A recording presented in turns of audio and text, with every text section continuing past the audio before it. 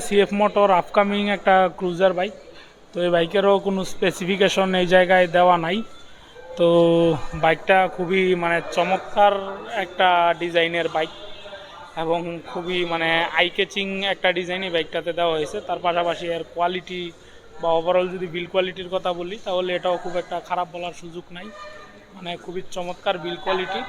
এর পাশাপাশি এই বাইকের যেই ডাইমেনশনটা, এটা সম্পূর্ণ আরামদায়ক একটা মানে সিটিং পজিশন। পাওয়ার টর্ক বা স্পেসিফিকেশন সম্পর্কে খুব একটা বলা যাচ্ছে না, কারণ এটার মধ্যে কোনো কিছুই দেওয়া নাই, লেখা কামিং সুন।